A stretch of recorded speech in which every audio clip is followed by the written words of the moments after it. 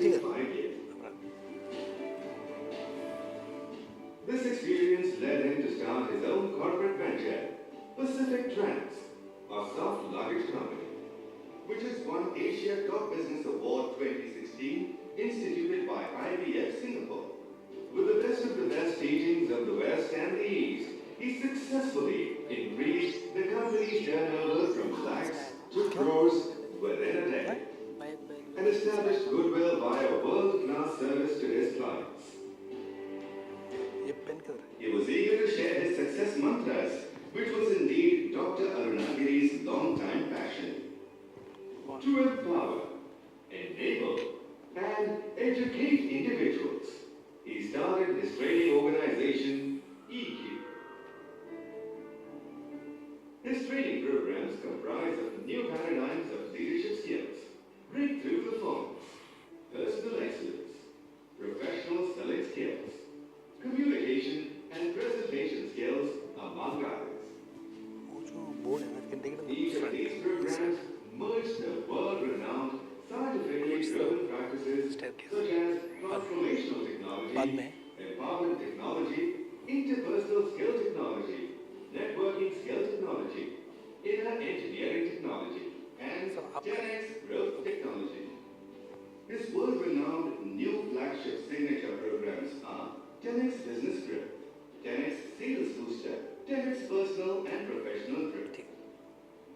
He has authored 3 best-selling self-help books, namely Unleash Your Potential, Jogging for Life Success, and Being Customer Centric. His 4th book, The Sales Master, 21 Key Elements to Win the Game of Selling, is published by the world-renowned Canadian publisher Blackcard Books.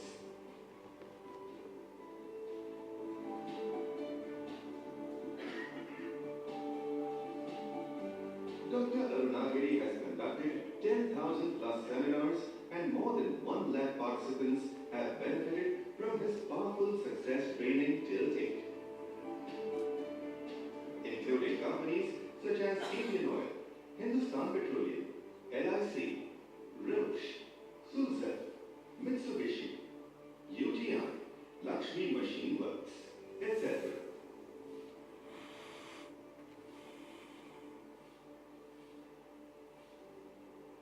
Life is a game. Win it with Dr. Arunaagiri, the Success Guru.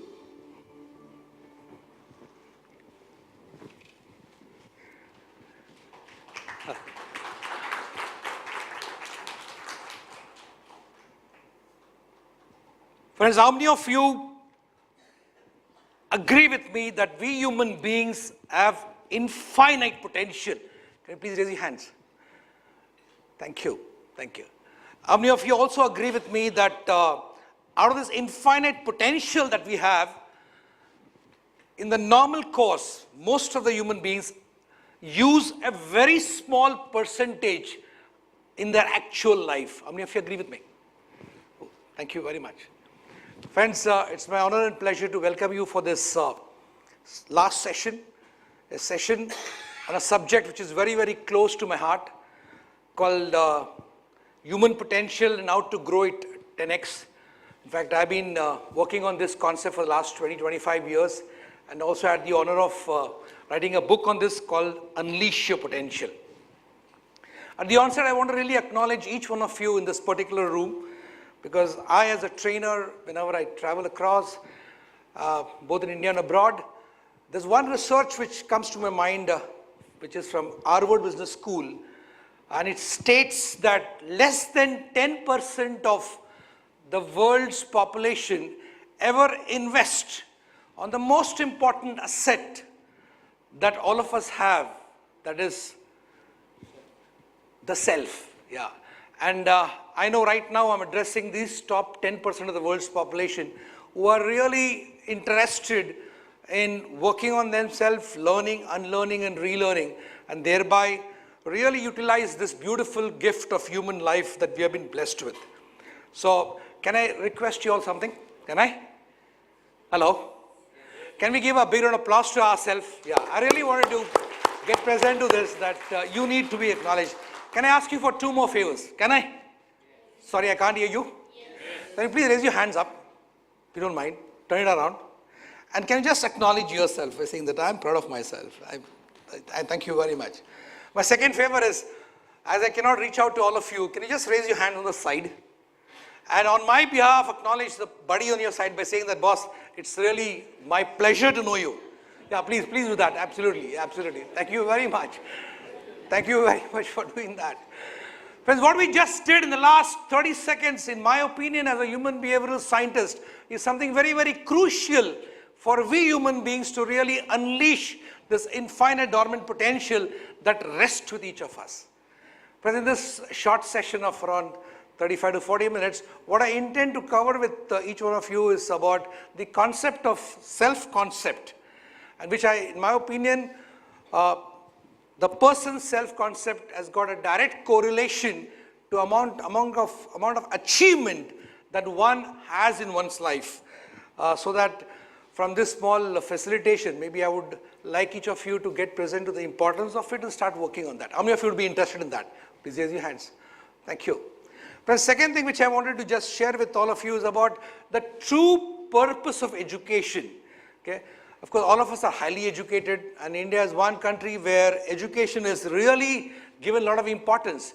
But I have got some distinction and insight which I want to facilitate with this august group, so that we understand education in this true sense, so that every day of our life can be a real joy.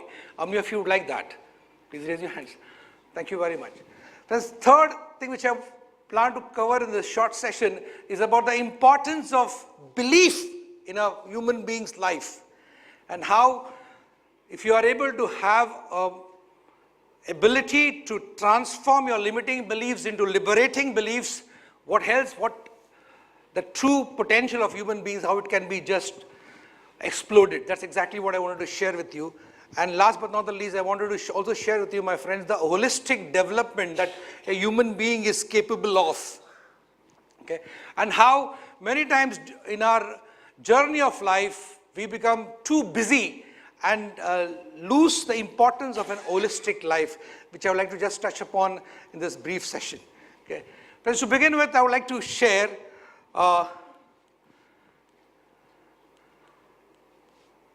one reason why, the purpose for which I am into training, and the reason why my real purpose of being in training. Friends, comes down to what I wanted to share with you is about my motherland. Okay, basically, I wanted to share that the reason why I'm into training and why I intend to give my best to the last day of my life is on this particular aspect of thing. But I just want to take it back. No.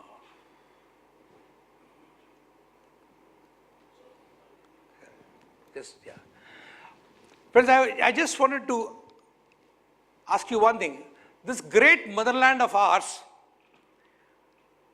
I want to ask you, what was this great motherland of ours called about 3 centuries back?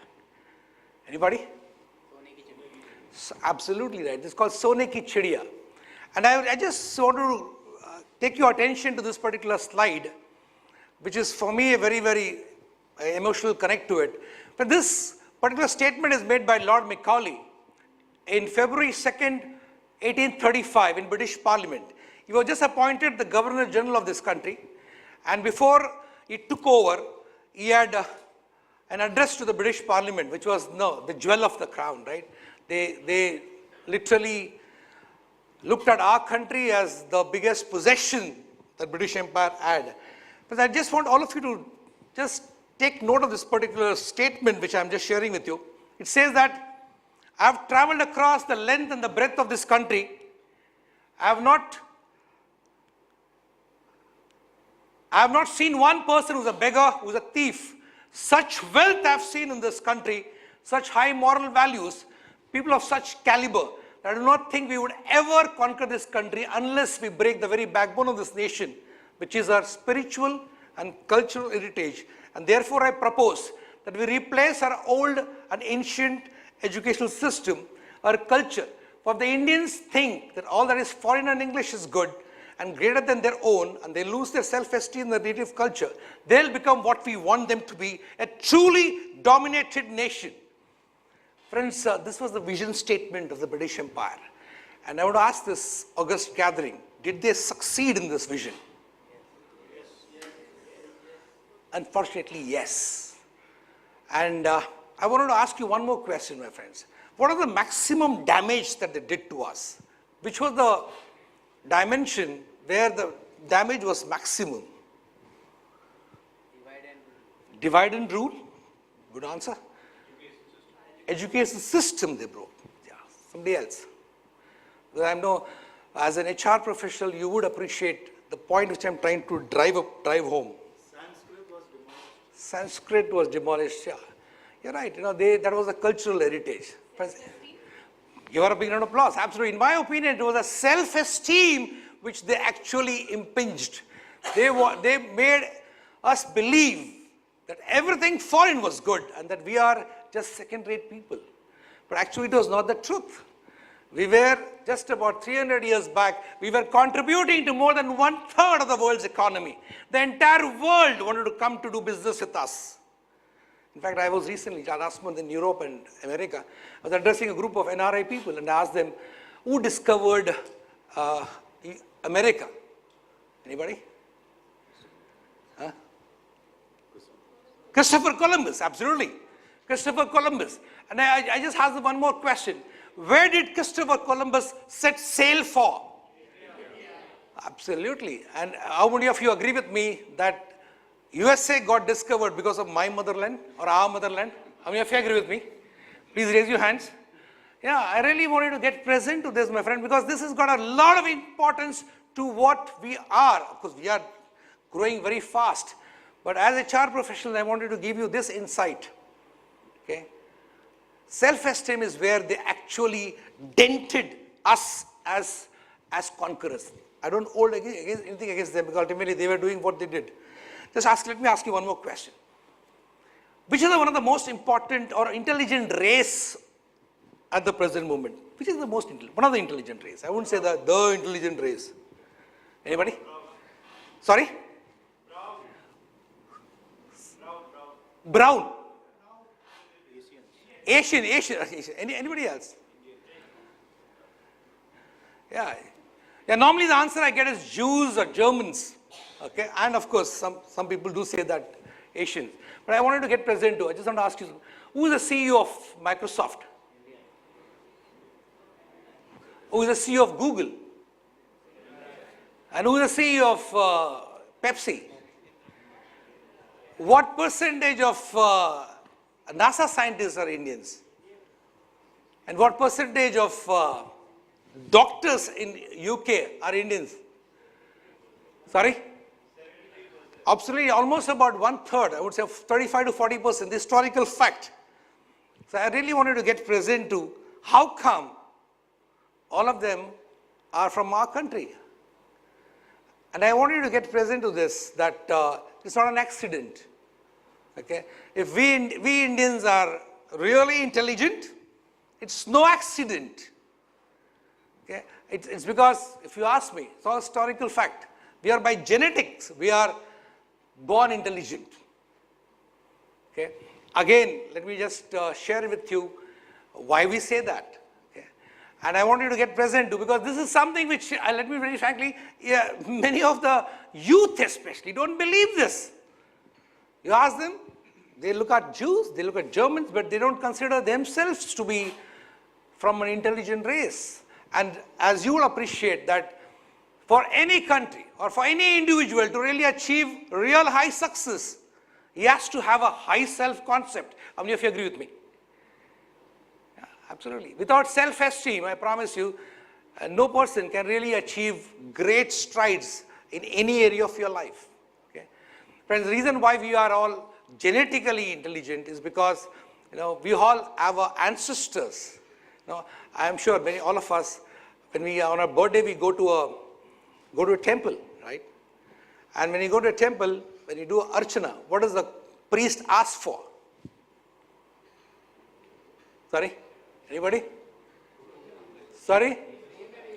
Name and age is one. He asked for a gotra. Okay. I really wanted to get present to it. If you analyze, go deeper into our our legacy, our ancient legacy, you'll appreciate one thing. Gotra means what?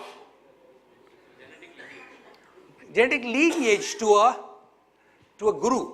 And if you ask me, my friends, our ancestors were masters in technology of meditation, which enabled them to go into the DNA and change the genome, which is what today people talk about, and thereby have a higher brilliance and intelligence. And that's exactly what happened in all our cases. And I really want you to get present to this. And as HR professionals, you have an access to so many people. I want this to be rubbed into our youth, because our youth are oblivious of this particular fact. Because if we want our country to really explode in terms of progress and growth, the first thing that is required, as all of you would appreciate, is to have self-belief. How many of you agree with me? How many of you agree with me? So can you turn to your partner and just give him a high five and say, boss, we are born intelligent. Can you just give a high five, please? Can you please give a high five? Yeah, please do that. I tell you, as HR professionals, you appreciate one more point which I wanted to share with you, which is very, very essential for learning. We have come here for learning, right? And I, for one, believe one thing. Let me ask you one more question, just to, I hope you all don't mind if I ask questions, because that makes it more interactive and it leads to better learning. Do you all give me permission? Yeah. Hello? Yeah. So why I normally ask you to, basically any learning or any development, any growth happens with one reason. I just want you to get present to that as well, is that we as human beings, what percentage of us are matter and what percentage is energy?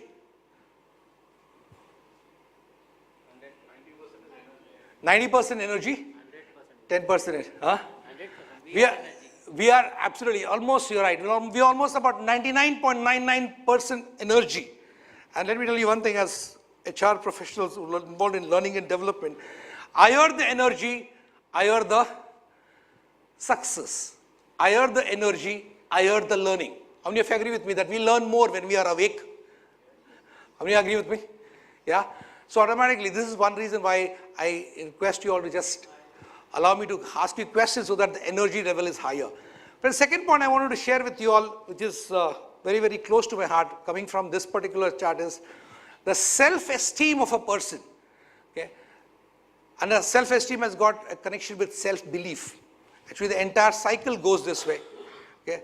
The concept of self-actualization, which is as per the recent research, starts with this. It starts with self-acceptance, leads to self-worth, leads to self-esteem, self-belief, to self-confidence, to self-competence. And this is a two-way cycle. It's a two-way cycle. Okay.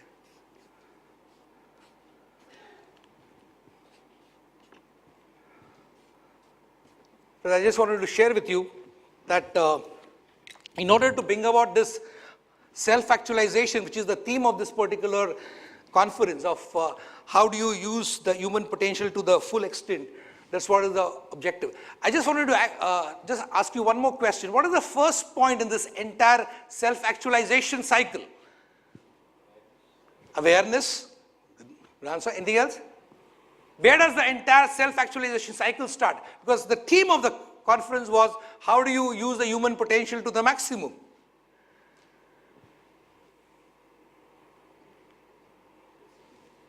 Sorry?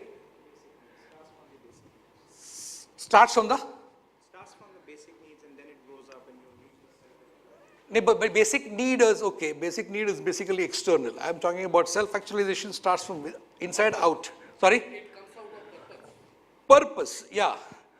Purpose again is more to do with what do you connect with. But purpose again gets driven. Like you may have a big purpose, but that purpose will not get fructified unless until you have the power within. State of being, yeah. The state of being will become powerful when. That's exactly what we are trying to talk about here. Yeah, inner connection, but inner connection is a vague term. So I wanted you to get present to this particular cycle so that right from today, you will be able to really relate to it. But the answer is self-acceptance. Okay, everything starts with self-acceptance. As you all very beautifully, very rightly did indicate to it, but it all starts with self-acceptance. And until I accept myself for who I am, I will not be able to really actualize the full potential that I have. Okay, once I accept myself as the way I am, and I'm okay, then my self-worth goes up. Self-worth will lead me to self-esteem, and self-esteem will lead me to self-belief. And self-belief will lead you to self-confidence, and self-confidence will lead you to self-competence. So this entire cycle happens with self-acceptance first. So this particular chart which I was showing up was from that perspective that ultimately we need to accept ourselves of the way we are, the way we are not. We don't have to compare with anybody. Okay? The moment I say I'm okay, the way I am, the way I'm not, then that would enable me to start my process of self-actualization. In fact, I always use this comparison with Kohinoor. How many of you have heard about Kohinoor? What's Kohinoor? Diamond, yes, it's the most coveted one, right? Why is it coveted? Well, why is it priceless? It's unique. Absolutely right, sir. It's unique. And I want to ask you this, out of the 7.3 billion people in this world, is there another person just like you? Just like you? No. So that indirectly makes you what? Unique. And that makes you a Kohinoor. Okay? So each one of us is a Kohinoor. How many of you agree with me? Okay? So can we relate to ourselves as a Kohinoor? But unfortunately, if you see where people don't really use their full potential and are not able to reach their purpose, is mainly because they always consider themselves to be not good enough. They always compare, okay, if compared to him, I'm not good enough. Okay, he's more taller, he's more shorter, he's more fairer, he's more blah, blah, blah. And that's what keeps you not being able to use your full actualization. So can you just turn to your partner, give him a high five and say, boss, I'm a Kohinoor. And you're, yeah, let's do that, yeah, do that. I promise you, when you do that, you're energizing yourself and you're going to benefit. So, but one more important HR principle I want you to get present to is, people sometimes get convinced that they are Kohinoors, okay? But the problem is, and they consider themselves to be Kohinoor, not Koilas, okay? But the thing which happens is, even though they consider themselves to be Kohinoors, but still they consider the neighbors as, their peers as, yeah, somebody who's inferior, okay? So if you really want to build up team and really take your organization, society up, we need to have this paradigm shift that we are Kohinoors, so is the other person. Okay? Everyone in this world is a Kohinoor. Everyone in the organization is a Kohinoor. Okay? So can you please turn to your partner, give him a high five and say, well, I'm a Kohinoor and you're a Kohinoor too. Can you please? Yeah, awesome. Yeah, can we have some more energy? Can we have some more energy? 1, 2, 3. Just turn to your partner, give him a high five. Yeah, absolutely. Friends, this is very, very crucial for us to understand this first major shift which needs to be there in our mind. Because otherwise human beings are not able to realize their potential because they are a victim to their little voice. Okay, your little voice is controlling you. Whenever you try out something new, immediately starts telling you, boss, I'm not good enough. I can't do this. I'm not up to it. And this is what stops you from realizing your full potential. That's exactly what I wanted to arrive at. Second point, friends, I wanted to share with you all was this, okay, that this equation I wanted to give it to you all. Okay.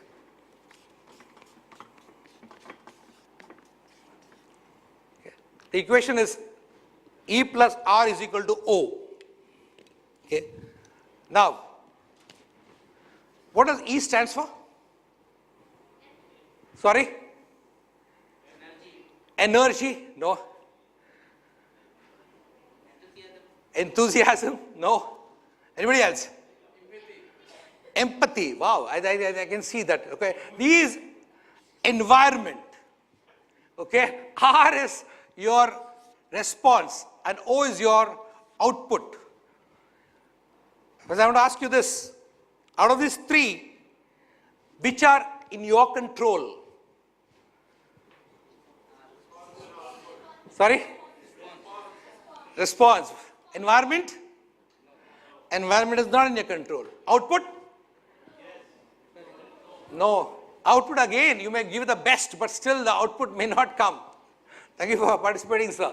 But what's in your control is response or responsibility. But I really wanted to get present to, like we human beings, okay? I really loved the presentation which was done before me. Even Pankaj's presentation was brilliant, okay? Where he talks about what world we are going down to.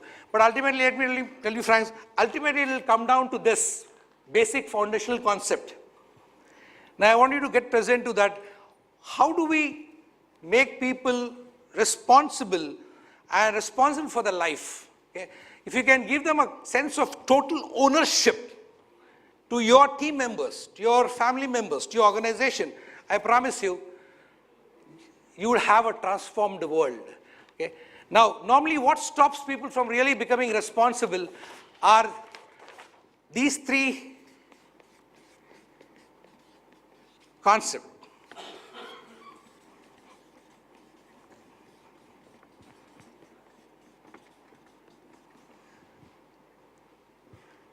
What are they? Justify, blame, and complain. I just want you to get present to this, the depth of these three words. Normally, if you see anywhere in the world, even in your own self, okay, whenever you don't want to take a responsibility, normally we would tend to do what? We would justify, or we would do what? Or you would start blaming somebody, or you would complain. How many of you agree with me? Yeah? And the moment you do any of these three things, what happens to your life? Sorry? Brilliant. Why does it get worse? Absolutely. And that, it just steals away something very, very primordial from you. I want you to get present to, my friends, these are all not concepts which have been discussed. We know these words, but we don't know the impact of this particular action of ours in our life. So you're right, you said you lose your life. How do you lose a life? The moment you do any one of these three things, what are you running away from? Anybody? Takes away the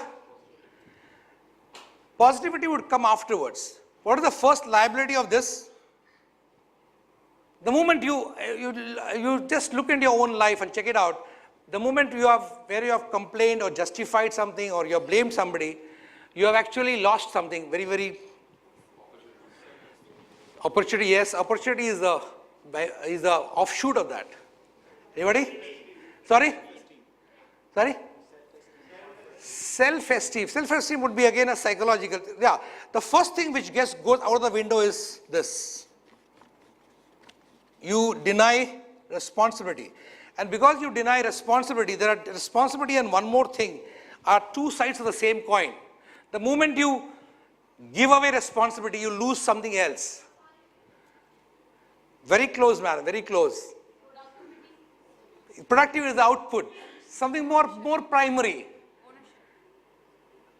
Ownership is a consequence of that.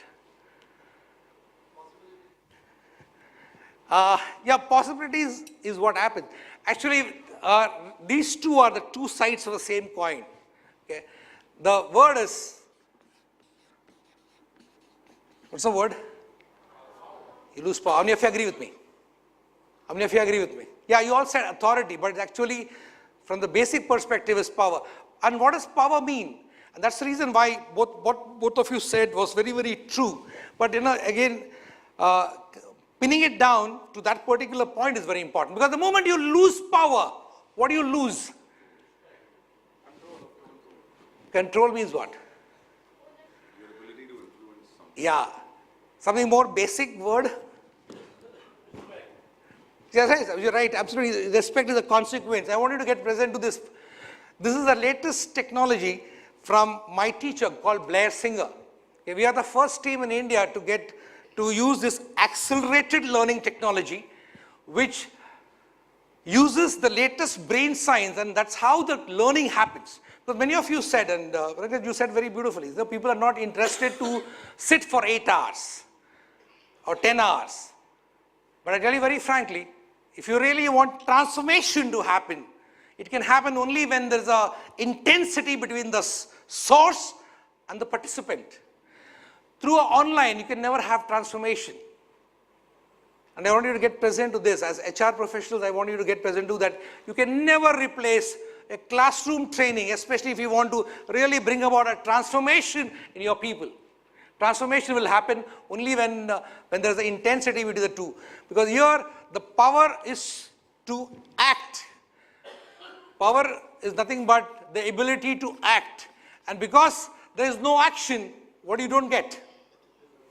Absolutely right. You don't get results. So this particular entire concept is very important. And friends, let me tell you, once if you can empower your team to take responsibility, to take action, nothing is impossible. How many of you agree with me? How many of you agree with me? Yeah. So let me tell you one more thing, one more distinction as I shared with you is I wanted to share because in this August gathering you wanted to do. So we talk about education, okay? Today education.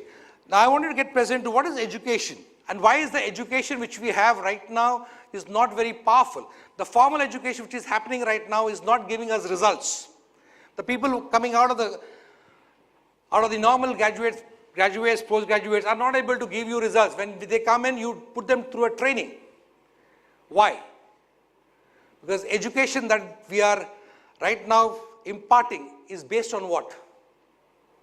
Trained to become follower. Trained to become a follower. But what does it seeped with? I want you to get present to this. Today's education, if you see any of the curriculum, they all seeped with what? They are full of what? Brilliant, very good. They are full of information. How many of you agree with me that they are not information? I wanted to get present to this. The true education which we are talking about, which we, each of us here in this room are really interested in. That's why you are here at about 5 o'clock in the evening and sit looking for this. This is what happens when you have true education. This is what happens when you have true education. This is the symbol of true education. When does it happen? When does it happen? What happens? Like when I say that, okay, our training programs are transformational. Okay, the person who walks into our training program goes back transformed. Does it mean that, he comes back at 5 feet 4 inches and goes back at 5 feet 8 inches? No. So where does that expansion happen? Ability to think or take action. Very good. So what's that one word? What is true education? And I want to ask you this, my friends, as we heard some lovely presentations before this, okay, what is the biggest crisis that we have today in this world? What are the biggest crises we have right now in the world? Unemployment. Anybody here? Absolutely not, sir. Today we will be able to transform that in just like this if we just have this one thing in mind. What are the biggest crises that we have today? Unawareness, sorry? Too much information but not? Yeah, absolutely, you're right. The biggest crisis today, and I want you to just ponder over this, it's too short a time is education. We don't have really educated mind. How many of you agree with me that this world is of abundance? Okay. Today we have got so much of abundance in this world that we don't have to ever think of scarcity. Okay. There is poverty, you're right. There is unemployment. There is hunger. Almost 30% of the world's population go hungry. Is it because we have lack of resources? It's because of what? Sorry? Coming out of what?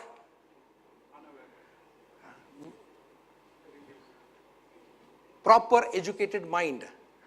Today we have no scarcity, my friend. The biggest problem is education. And that's exactly what I wanted to give you as the last distinction before I sign off, is what is true education?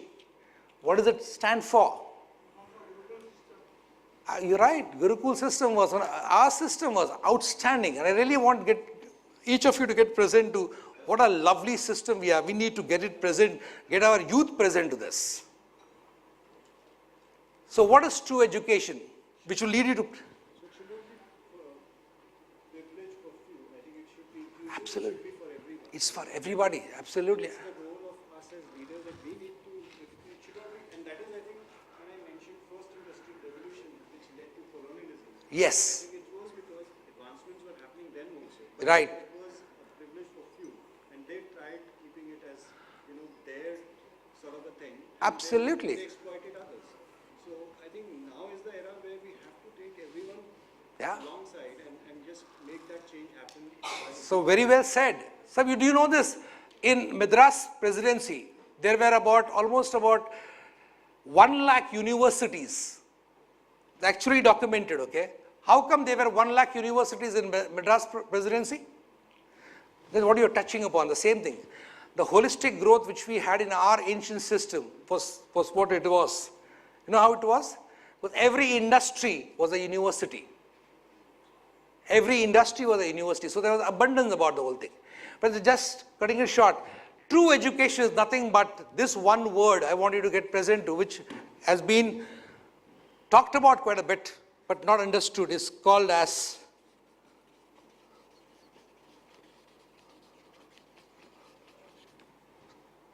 the word is transformation.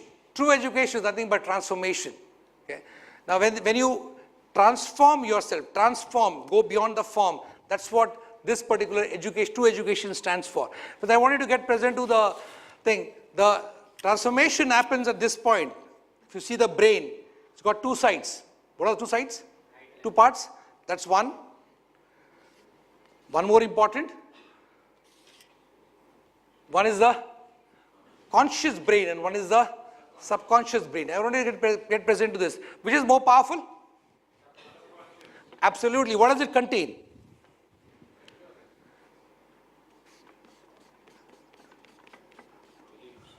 Brilliant. Very good, sir. The thing is, it contains the beliefs. And what stops you to really actualize as a human being, you are what you are, is because of your beliefs. There's a formula called as BAFAR. Beliefs leads to attitude, attitude leads to your feelings, feeling leads to your action, action leads to results. So what I'm talking about as transformation is nothing but converting your limiting beliefs into liberating beliefs, which is what is possible in all of us. And once if you can transform your belief, I promise you, anything is possible. Just to give you a small case study, we do a program for Lakshmi Machine Works, Machine Tool Division. We had taken their entire sales force, started in November 2016. In just a matter of 1 year, their turnover went up from 193 crores to 524 crores in billing and 464 crores in actual close. Okay? All that happened because they started believing in themselves that they can sell. And today, they're almost touching the next one of almost 750 crores. That's the power of belief. That's what is possible in human beings. Okay? But this is what I wanted to leave you with this concepts of true education, the power of belief, and the power of self-concept. Okay? So thank you very much for really participating and having this discussion.